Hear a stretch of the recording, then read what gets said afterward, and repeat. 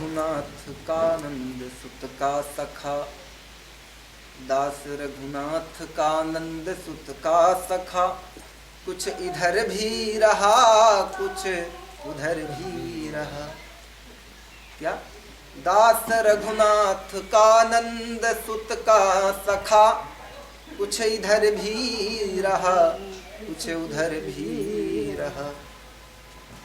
बोले राघव सरकार का दास हूँ, भगवान श्री कृष्ण का सखा हूँ, थोड़ा इधर भी रहता हूँ थोड़ा उधर। दास रघुनाथ का नंद सुत का सखा, कुछ इधर भी रहा कुछ उधर भी रहा।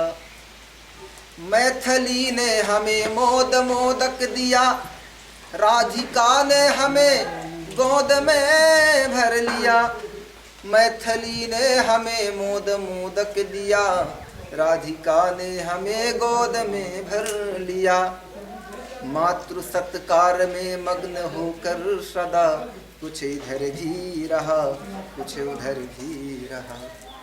बोले जब जनकपुर जाता हूँ तो जानकी जी अपने गोद में बैठाती है, वृंदावन जाता हूँ तो श्री राधिका जी अपने गोद में बैठा लेती है ना।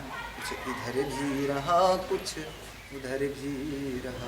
बोले इस जमाने में ऐसे भी हैं, इस जमाने में कुछ लोग ऐसे भी हैं, ना इधर के रहे ना उधर के रहे।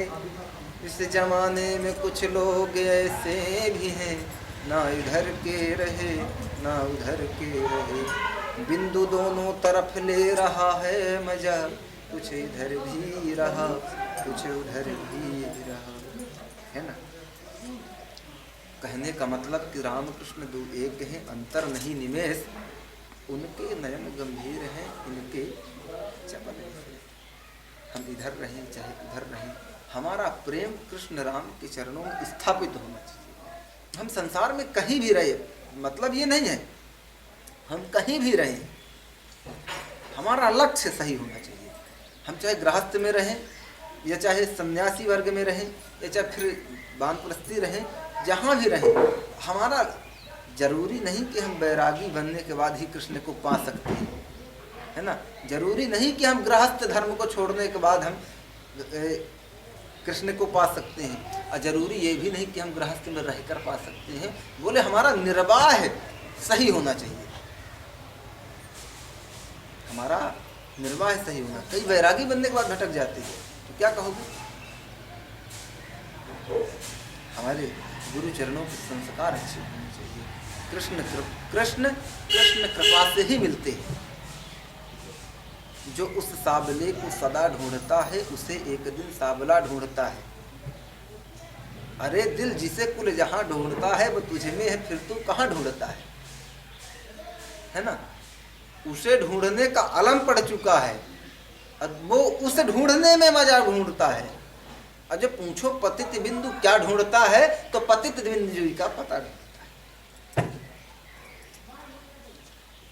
है ना। उसका पता मिला तो मेरा पता नहीं, और मेरा पता मिला तो उसका पता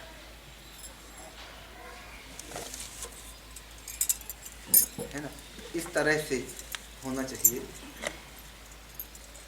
उसका पता मिला तो मेरा पता नहीं, और मेरा पता मिला तो उसका पता नहीं।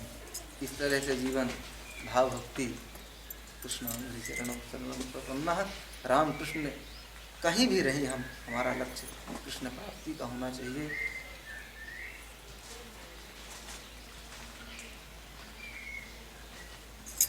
जब तक एक प्रेमी भक्त एक कृष्ण प्रेम की चरणों की शरण में रहने वाला, जब तक हम उसके संस्पर्श में नहीं आएंगे तब तक ये प्रभाव ही नहीं बन सकता।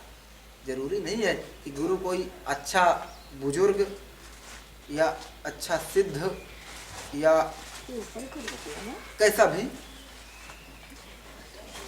जहाँ कृष्ण प्रेम की चाह झलके वहाँ अपना गुरु लेना। जहाँ कुछ लोग इसलिए गुरु बनाते हैं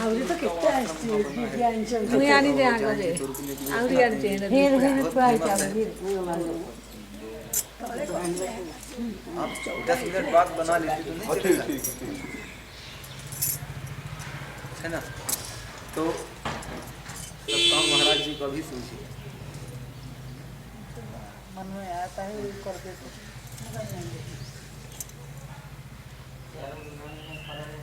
कहाँ चल रहा था? जो यहाँ पे है वहाँ पे राम जी। हाँ, तो कृष्ण प्रेम की चाह जहाँ झलके वहीं अपने गुरु स्थापित होने चाहिए। ऐसे नहीं कि हर जगह कहीं भी, क्योंकि जिंदगी एक बार मिली है, इसको सही ढंग से जिए। आज की डेट में आप देखते हैं कि कितना इस लाइन में अत्याचार चल रहा है।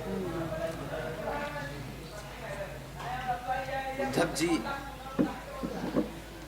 ने अपना किसी को गुरु नहीं बनाया। उद्धव जी ने किसी को गुरु नहीं बनाया था, और उद्धव जी से ज्ञानी कोई नहीं था, वो अपने आप में ही आचार्य थे। अंतोगत्वा उनको गोपियों को गुरु बनाना पड़ा।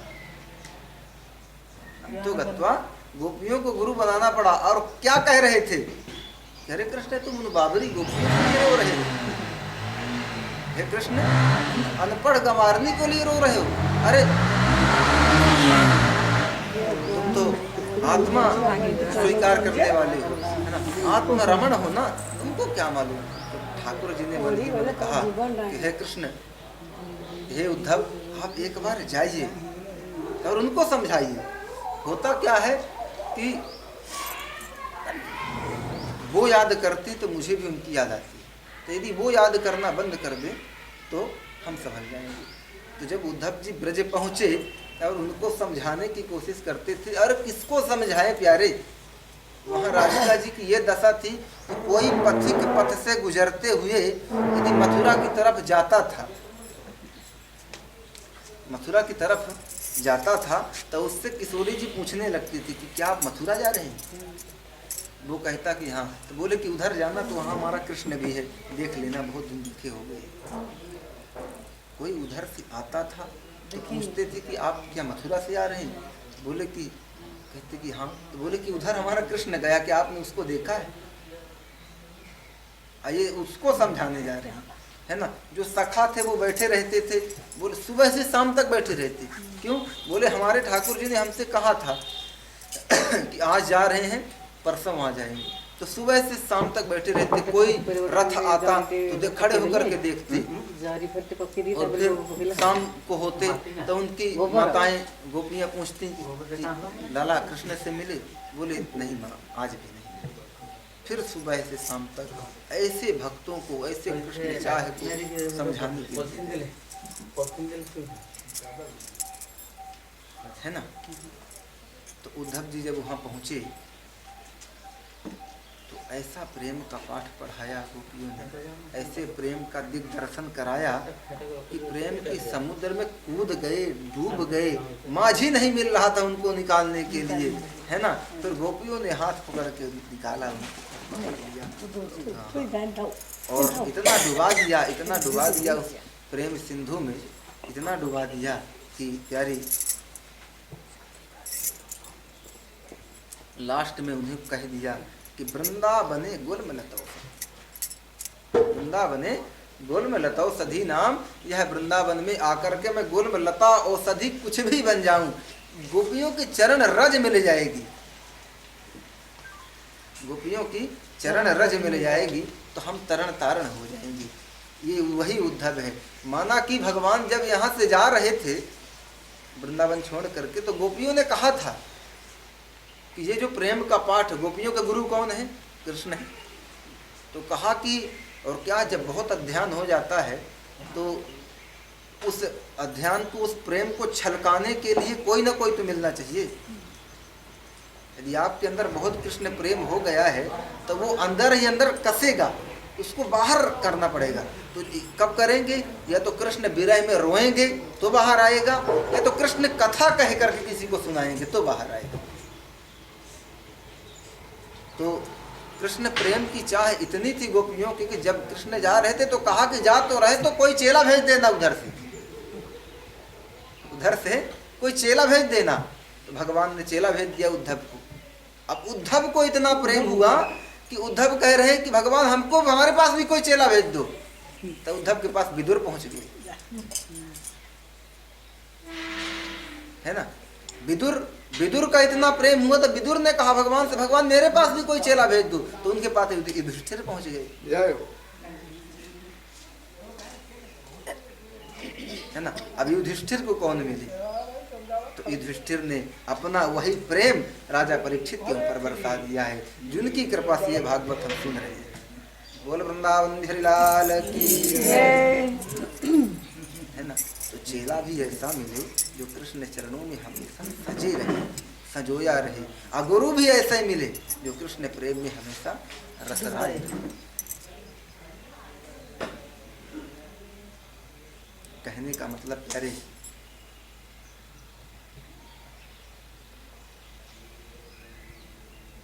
जीवन की गतियां कृष्ण शरण, कृष्ण में निहित है। इन हाथों की सफलता कृष्ण सेवा में है, इन नेत्रों की सफलता कृष्ण दर्शन में है, इन पैरों की सफलता वृंदावन धाम जैसे परिक्रमा करने में है।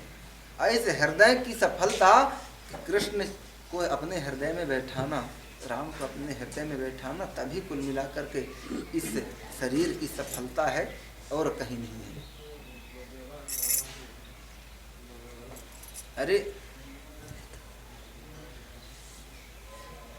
कहाँ तक कहें आपको,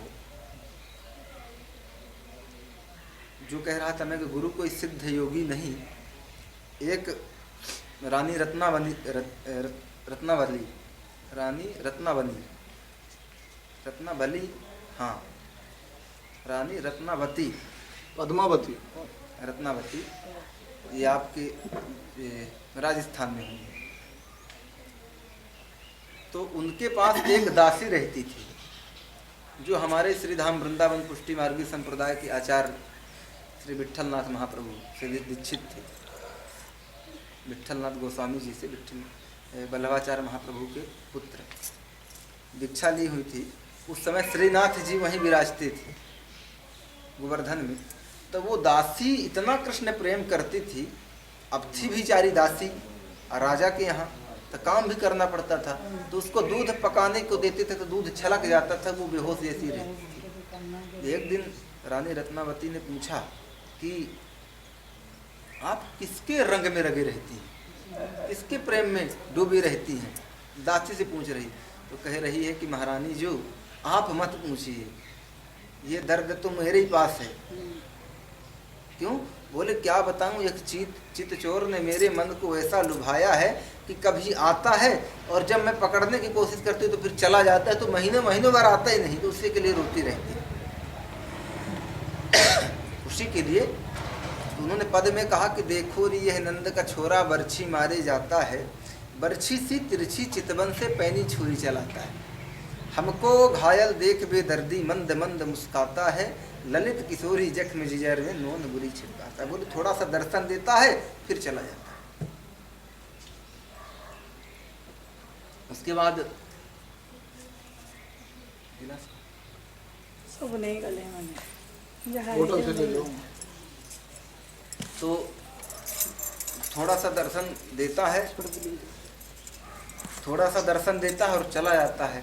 तो रानी रत्नावती ने कहा कि यदि आप मुझे भी ऐसी भक्ति प्रदान कर दें तो अच्छा होगा। बोले कि महारानी जी आप मत करिए, ये तो हम दासों के लिए ही अच्छा है। बोले आप रानी हैं। तो उनको महसूस हुआ कि मैं रानी हूँ इसलिए कि मुझे मना कर रही।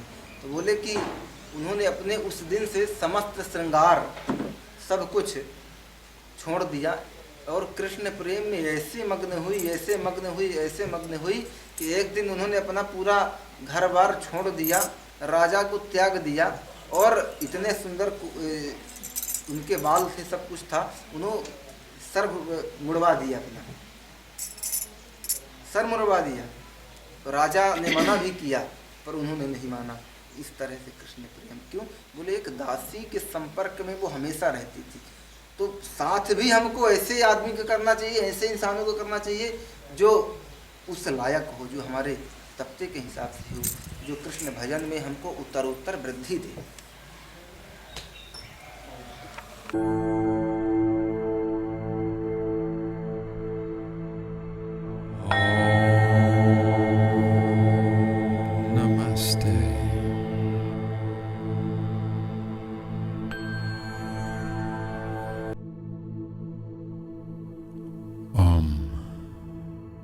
शांति।